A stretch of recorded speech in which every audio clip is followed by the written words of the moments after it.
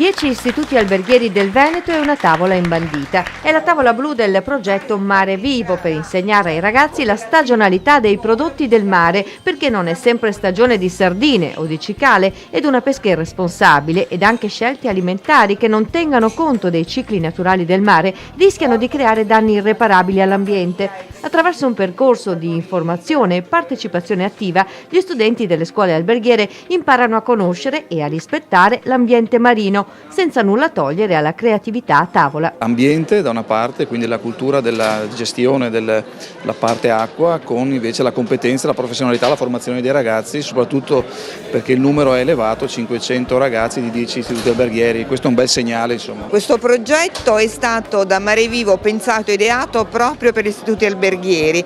L'obiettivo è quello di fornire ai futuri operatori dell'enogastronomia gli strumenti necessari a fare delle scelte sostenibili, cioè nella loro professione loro potranno portare avanti un'idea che anche il prodotto meno nobile o più povero dimenticato, coniugato con la creatività e la sostenibilità, dà alla fine un risultato eccellente. Uno show cooking a Venezia con l'oste umbro Giorgio Barchiesi, protagonista con i suoi piatti anche in TV, incolla l'attenzione di tutti, ed ecco che ingredienti semplici e sostenibili si trasformano in piatti deliziosi, come questi paccheri con pomodorini e cicale di mare e filetti di cefalo che si trasformano in un piatto delizioso. Ma la stagionalità in cucina, gli chiediamo, è possibile anche con il pesce? Si deve, assolutamente.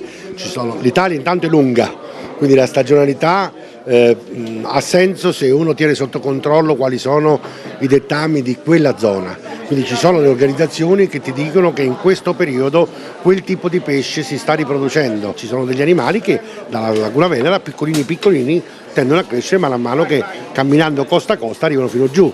Se noi li raccogliamo a metà strada, giù non ci arriveranno più grossi. Durante le lezioni del progetto i ragazzi seguiranno anche delle lezioni ambientali, impareranno a cucinare piatti a base di pesce cosiddetto povero in maniera creativa e sostenibile, ed andranno anche per mare, una gita tra i casoni della laguna per conoscere il territorio e le sue bellezze. Perché saranno loro, dopo il diploma, gli ambasciatori culturali del Veneto? Perché i ragazzi sono estremamente motivati e sono anche un po' fuori da quelle attività extracurriculari che riguardano l'ambiente. E invece sono dei futuri protagonisti importanti, e quindi è bene che a loro arrivi questo messaggio della sostenibilità nell'alimentazione, che è anche poi quello che l'Expo si propone di fare, quindi mai come in questo momento è attuale. Questo è uno degli elementi importanti, perché economicamente il turismo è una voce importantissima. Come dico sempre, la Regione Veneto fa oltre 65 milioni di presenze all'anno. Il terzo motivo per cui si sceglie il Veneto è l'enogastronomia, quindi questi diventano i veri ambasciatori rispetto a tutti i cittadini del mondo che vengono a Venezia e che vengono in Veneto per conoscere non solamente le nostre specie ittiche, ma anche il nostro ambiente, il nostro paesaggio, che deve essere di primo livello. E a proposito di delizie a tavola, torniamo ai fornelli, perché questa ricetta proposta da Giorgione Baschiesi è veramente facile da imparare e riproporre anche a casa. Si comincia con una capiente padella e una generosa girata di un buon olio d'oliva extravergine, su cui a fuoco vivo si dispongono a pancia in giù tanti pomodorini tagliati nel mezzo. Sopra si adagiano le cicale, una dritta, l'altra rovescia per ottimizzare lo spazio, e ancora sopra i filetti di cefalo. In questo modo il pesce cuoce delicatamente con il vapore di cottura dei pomodorini.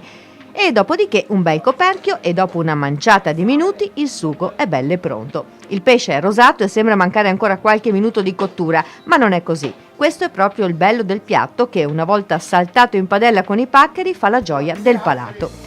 E tra gli atteggiamenti sostenibili nella scelta di cosa mettere in pentola sicuramente c'è la scelta del pesce. Meglio uscire dalle convenzioni e non usare sempre i pesci più conosciuti. Per il pesce vale forse di più, si mangiano sempre un po' gli stessi pesci. Questa è una bugia, scusami, è una bugia, perché mangia lo stesso pesce, è come quello che si fa sempre la solita fettina girata e rovesciata, o che compra i filetti già pronti con la limanda ripassata, già pronta e già condita. È pigrizia in cucina, è noia, è tristezza.